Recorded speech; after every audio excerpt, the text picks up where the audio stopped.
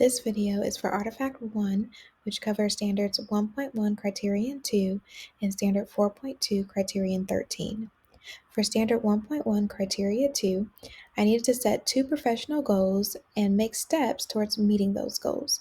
The two goals that I set for myself were to 1, evaluate at least 5 digital tools for their user-friendliness, accessibility, and ability to accommodate different learning styles and learning needs, and 2, to enhance my math instruction by implementing at least 2 user-friendly digital tools. For Goal 1, I made steps towards meeting my goal by creating and implementing a Google Form evaluation form to assess digital tools. When creating the tool, I wanted to consider different things such as accessibility, user friendliness, ability to provide feedback, as well as accommodate different learning styles and needs. As you can see, I was able to use my evaluation form to evaluate these tools on each component. For example, I was able to agree that Canva has minimal technical difficulties and is easy to access as a student. There were also a total of 15 digital tools that I was able to evaluate. I will say that some were easier to evaluate than others because of the wide range of features that different tools have and the tool's compatibility with my school system. So I was definitely able to evaluate at least 5, considering that I had 15. I enjoyed taking the time to truly evaluate each digital tool and determine how likely the tool was to help enhance instruction and learning for all students. The form also required me to truly consider how the different components of tools like Nearpod and Poplet contribute to the overall learning experience. For Goal 2, I wanted to enhance my math instruction by implementing at least 2 user-friendly digital tools.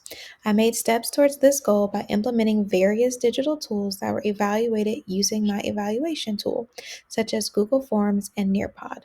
Since my goal was to use these tools to enhance my instruction, I was happy to implement Nearpod into my classroom and provide students with interactive activities throughout my lesson to check for understanding.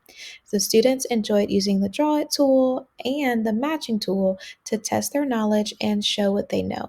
I also enjoyed that Nearpod provides a teacher view that allows me the opportunity to look over each student's work.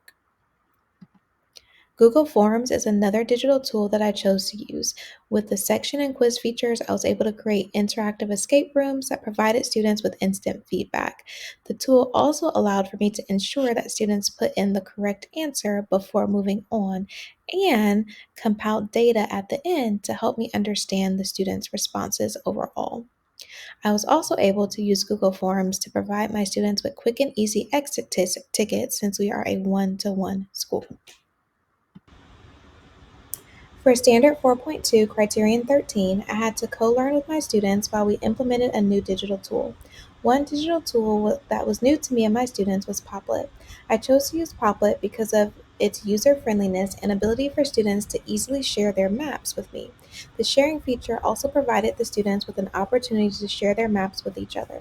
For the assignment, students worked independently to design a mind map, also called a flowchart, that outlined the different processes for when solving integer operation problems that also included examples.